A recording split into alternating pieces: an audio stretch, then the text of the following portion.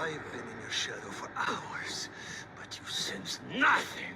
Uneasy is the head that wears the crown. That's most certainly true of Insomniac, the single biggest studio during the launch year of the PlayStation 5 and beyond. That crown appears to be no lighter, as yet again they were tasked with showing off the biggest single gameplay of any first party at the PlayStation Showcase last week. Being a technology-focused team since their inception during the 32-bit era, they quickly improved their engine to show off the potential of the PlayStation 5. Will they continue to swing higher and further than all others in Spider-Man 2? Now, gameplay previews always need to be caveated that this is all a work in progress and will significantly change come launch. But when it comes to software development, the polishing, the refinement and optimization are all later in delivery. And some of the footage shared here bears this out, something we have seen consistently over the years. Now, the reveal was split into two separate pieces, almost as if Sony were not sure which of the two they would show, or both. The first being a real-time cinematic that introduced a new main villain in Kraven the Hunter, taking out an unknown expendable bad guy in hard target fashion. Now we can see the sharp material quality, keyframed facial animation and performance capture have continued from the first two games, along with the physically based but heavily stylized rendering and character models. And although surely it has some boosts across the board, noticeably in the hairspline technique they used in the remaster, Miles and Ratchet & Clank, and exclusive to the PlayStation 5 in its higher fidelity mode, here ramping up the beards, hair and warm collar of Kraven, perfect for those cold jungle days. The models, the textures, the animation do not appear significantly improved, but they're certainly better. Not a slight or required, as the originals were already top tier in this regard, and these sections may also change come release. From a real-time cinematic perspective, they have retained the same seamless and integrated dynamic camera, fast load and swaps as before, and I'm sure the data and memory management are key aspects the team are still knee-deep on development.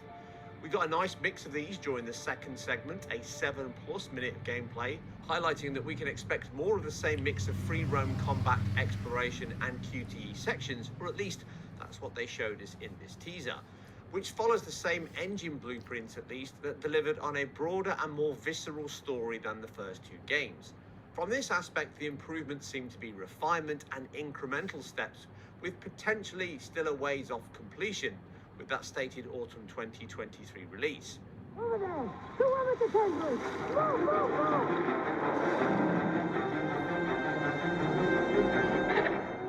Now, showing an evolving game is nothing new, and we know this is true of Insomniac of old, with Rift Apart having multiple showings before release that demonstrated its progression. But even Spider-Man had the same, with the infamous Puddlegate incident of E3 2017's reveal compared here to the final PlayStation 5 game in its fidelity mode. The game was improved in many areas since then, least of which was the reflections and the PS5 remaster that introduced ray trace reflections, something Miles Morales pushed further still, adding muscle deformation on Miles' suit, which leveraged the GPU via the Ziva RT machine learning mesh calculation system, which is used to generate more film-like cloth and muscle deformation, which makes a huge increase on character movement, builds, and the realism overall, as these comparison shots of the mesh technology enabled versus disabled clearly demonstrate on the Miles Morales title. Now, this is almost certainly in use here in the sequel, across all suits, or at least the two outfits here donned by Miles and Spider-Man. Sorry, I mean Venom. And in addition to that, the hairspline techniques, the ray tracing itself, and almost instant loading show that Insomniac are a victim of their own success in some ways. With all of these being added to their engine post the PlayStation 4 original release and all exclusive to the PlayStation 5, it means that aside the improvements in these tentpole tech items, they've already played their hand on key benefits these will present in the sequel. But that is not to say they have not continued to expand on the engine features whilst improving on the ones already present. One area this has been shown off quite well was the seamless character switching. It's not new, obviously, dating back to Maniac Mansion. The Lost Vikings was built around it on 16-bit machines, as was Donkey Kong Country, among a myriad more. Modern games such as Watch Dogs Legions and even GTA 5 also enabled this across open cities, even on the PlayStation 3 and Xbox 360, which is closer to what we see here in Spider-Man 2. The swap seems to be triggered here via a set-piece ending, but it may be a free choice for you during the game. The load to the new spot is only a few seconds or less, but it's hard to pick out exactly when it starts to load and swap. This is far more complex than just streaming in new data, and it was actually a very impressive technical feat for this demonstration. A mere few seconds to switch across this huge New York map, which is now expanded here with new sections not seen in the previous two games, means it could become more than just a technical feature and actually a big gameplay and puzzle solving element within the title, which the team have actually teased towards. And I look forward to learning more on this closer to launch. Now, complementing this, or building upon it, is the stark increase in world streaming and traversal. Miles by name and by nature, as using these context launch points, he can now catapult himself skyward and then become Sonic the Hedgehog in New York as he glides through the speed rings at a breakneck pace. Compared to the remaster, aligning this small section at the edge of Manhattan docks is impossible, as the new game is at least 2 to 3 times faster in moving through the city now. But the streaming of data, assets, and straight into real-time cinematics shows that they have made significant leaps here. Helped by not having to factor in any mechanical drives or the PS4's memory and CPU subsystems, this level of dynamic data and context animations, movement and streaming is perfectly demonstrated in the ending chase across the waters of New York, as visibility is long and yet pop-in is kept to a minimal, if still present at times. This will become, I'm sure, a key area in the game's set pieces like the previous ones, but being able to juggle more enemies, objects, density of locales and animations on the fly should again be a great enabler for Insomniac to ramp up the action, the fidelity and dynamic nature of these bread and butter scripted but fun action sequences, alongside making fast travel a core gameplay feature. Won't I borrow this?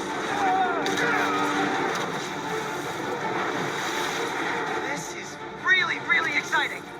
Another big area of improvement, and certainly a standard weakness within video game rendering, is water.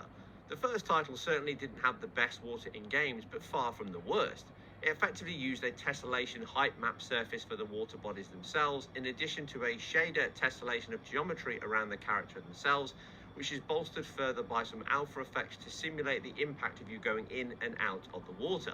Specular and normal maps were then added on top, which gave additional detail for the undulations and the reflections of the sunlight bouncing off the surface, which was convincing, certainly from a distance. But you generally didn't spend much time in water at all, and it wasn't used heavily in the title. In addition to this, the reflections used screen space reflections. So looking at the new game, they've certainly improved water bodies in 2 key areas.